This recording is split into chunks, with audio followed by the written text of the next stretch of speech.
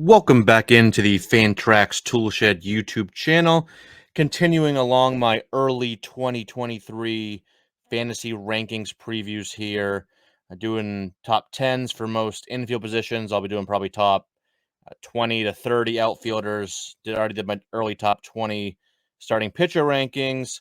Going to continue today with the first base position. Like I said, I've already done videos on starting pitchers and catchers, just like the top 10, top 20 of each of those respectively. Full rankings doing over on our Patreon, and we'll have later on in a few weeks over on Fantrax HQ as well.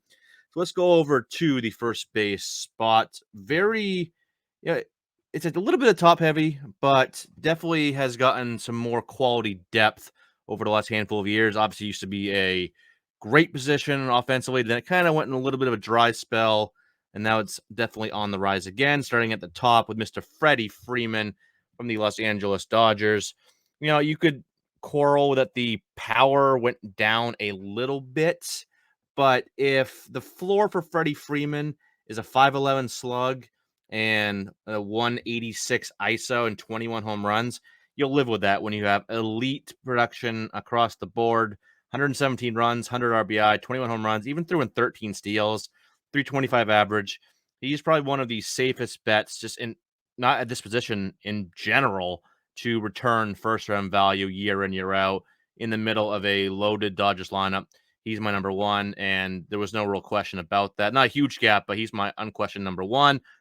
2, 3, 4, I think you can go in any order. Really, I wouldn't have any issue with the order of any of these three. But for now, I will give the slight edge to Vladimir Guerrero Jr. Obviously, still a lot of positives here. Doesn't strike out a lot. Gets on base. So the OBP did drop a bit, 339 this year. Only hit 274.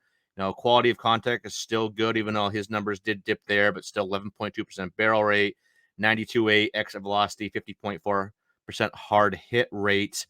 But the launch angle is back down to 4.3 degrees, which is actually his lowest mark of his 4-year career. And ground ball rate went back up over 50% to 52.3. Listen, there's no issue with Vladdy being what he is, what he showed in 2022. 275 average or 274 average, 32 bombs, 97 RBIs. It's a very good all-around player, a great all-around player, but he's maybe not the player we saw last year. He's not going to have Dunedin and Buffalo to give him that little bit of a boost, where he hit 21 home runs in 44 games combined on those two parks, with I think was an 828 slug. So that gave him a little bit of a boost last year, but just accept him. He's very, very good. He's great, but there's nothing wrong with what he is now. So my number two, first baseman, by a hair over Mr. Pete Alonso. Pete was cranking it, man, this year. 271 average, 131 RBI, 40 bombs, 95 runs, and also 5 steals. Kind of odd for the polar bear, but 352 OBP, 518 slug, quality of contact, very much in line. He's dropped his K rate each of the last 3 seasons on 18.7%. Still walking a good amount. Another 40 and 120 could be easily incoming for Alonso next year. And then Paul Goldschmidt at number 4. This is the end of tier 1 for me. Goldie had a very dominant, resurgent year. Very good last year, but after 2020, people were like, "Oh, where's the power?" Out, and he had 6 home runs, 58 games. Bounced back to 31 home runs last year in 158 games. 35 this year and 151 to go along with a 317, 404, 578 slash line. 41 doubles, second most of his entire career. 115 RBI, third most of his career. 106 runs scored, tied for the second most in his career, and still gives you just a little something in the stolen base department as well. I don't think this was a fluke at all. You look at all the metrics, very good this year. Bale, he's been very consistent in those departments as well. Great quality of contact metrics. The approach has always been very good. He's even gotten a little bit better with his approach in terms of getting the K rate down a little bit the last couple of years to around anywhere from like 18.5 to 21.5%. I'm not writing him. He's 35, so you might want to. Some people might kind of look the other way or kind of go elsewhere because of the age. But looking for just 2023, I don't see why he can't put up another easy top 5 value at this position. Now, here's where it gets fun. So I think those are pretty much the top 4 for most people, whatever order you want to put them in. At 5, originally I had Matt Olson, but I've switched over to Vinny Pasquantino. If you're watching this, you probably follow me on Twitter. You know how much I love Vinny Pasquantino. He's one of my new, crushes for baseball players here. Now the Duke can just flat out rake. You saw what he did in the minor leagues, and then quietly excelled as a major leaguer. 295, 383, 450 slash line, and 298 plate appearances with 10 home runs. He's not going to add any speed, but you look at he's already established himself as one of the better pure hitters the entire game. More walks than strikeouts this year, 11.7% walk rate, 11.4% K rate. He does not struggle against any pitch type. He can hit them all: fastball, breaking ball, off speed. Contact rate's very good, 90.4% zone contact, only a 15.3% whiff rate. Doesn't chase much at all either. Swing and strike rate is very low, under 10%.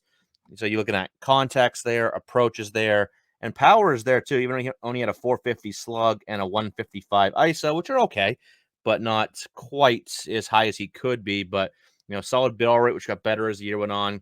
47% hard hit rate. He's maybe not a 35 to 40 homer guy, but he could definitely get right up near 30 with great all-around production, 4-category guy in a improving Kansas City lineup, which I think is going to be sneaky good next year. So he's my number 5. Matt Olson, number 6, a little bit of a down year for him, which is still 34 home runs, 103 RBI, 86 runs. I think people are expecting a little bit more for him. Maybe it's just because he was replacing Freddie Freeman, but again, there's nothing wrong with what he produced this year. Maybe you want a little more average than 240, but hey, 240 is like the new 260 these days. It doesn't hurt you as much as it used to. Again, you'd love to see more closer to that 270 where he was the year before that, but quality of contact remained consistent, like a barrel rate around 13%. Hard hit rate went above 50% this year. It doesn't strike out too often, still walks over 10% of the time, gets on base at a solid clip. So if you're just looking for, if you don't want to pay up for the big guys, maybe you don't trust Vinny P yet, you still want a mid to high end starting first baseman, Matt Olson's your guy, and he'll be in that great Atlanta lineup for the next 6-7 years. That lineup's will be very good for a very long time. Number 7, Nathaniel, don't call me Nate Lowe. Really a big breakout over the second half of the season. You look at after the All-Star break, slash 339, 399, 566 with 15 home runs in 274 plate appearances. He wasn't bad before it, but he was your typical, 270, 12 home runs, 344 plate appearances. That's kind of what he's been for most of his career. How much of it is for real? We'll have to see. I mean, the metrics are still pretty much in line with years past. Barrel rate, hard hit rate are both very similar. Zone contact rate, whiff rate, even chase rate went up a bit this year, 29.1%, which is still, right around league average, but higher than he's been. I think it's legit. He's hinted at this in the past. Is he going to be like a top 5 option? No, but guy that's going to hit for 280-ish average, 25 home runs, and maybe flirt with 160 combined runs and RBI. I think that's a pretty solid kind of back end top 10 first baseman. At 8, we got Jose Abreu. The dude is just the model of consistency. Yeah, the power dropped this year, so I could see why you might rank him behind maybe the next few guys at this position, but he's still a career 292 hitter, hit 304 this year, 378 OBP. Both of those are very impactful for fantasy, regardless of what format you're in, and 85 runs, 75 RBI. You just want to see that power go back up. But I'm not, maybe he's not going to be back up in the low to mid 30s like he has been, but nothing really signified a drop down to 15 home runs. The ground ball rate has remained consistent. He's always been in like the mid to upper 40s with the ground ball rate. So it's not like that spike. Quality of contact, went pretty much mirrored last year's, a little bit give or take here. But the X log was about 40 points higher. So I think there's a little bit of bad luck here. And some of these, there's a lot of, look at the spray chart. There's a lot of deep, deep doubles. So I'd almost guarantee you give him a full season of plate appearances next year. He's easily back up over 20, maybe up over 25. So consistent, safe back end starting first baseman, Jose Abreu. These next few I could have ordered any which way, but just limit it to a top 10 for this video. I'll go Andrew Vaughn at 9. The metrics are there. He hit 271 this year, 321 OBP, 429 slug. So that's a 158 ISO, 17 home runs, 76 RBI, 60 runs scored. He's at a hard hit rate around 47, 48% each of his first 2 years. Barrel rate dipped a little bit this year, but he also improved his K rate. Walk rate also went down. He's a bit more aggressive at the plate. Ground ball rate went up a little bit. Fly ball rate went down a little bit. I think with Vaughn, I'm just hoping that with La Russa gone, which was still, I never understand why they went the La Russa route with the young team. I think they get a young manager in here with all this young talent with Vaughn and Luis Robert and Tim Anderson and Eloy Jimenez. I don't know why I said that to Eloy Jimenez. I think that's going to do a lot of good for all these young hitters. So I think, again, he's not going to be a standout, but guys like a 280, 25 homer guy, solid amount of runs in RBI, you'll take that. So I think he's going to be a back-end top 10 first baseman next year. And I'll round it up with Christian Walker here. Gave him the edge over CJ Cron, who I originally had in the top 10, bumped him down to 11. 36 home runs, 94 RBI, 84 runs scored, 242, 327, 477 slash line for Christian Walker. He's always had, pretty good quality of contact metrics. The barrel rate went up about 5% this year. Hard hit rate kind of stayed in the mid 40s. Dropped his K rate below 20%. Walk rate got back up above 10% for the first time since 2019.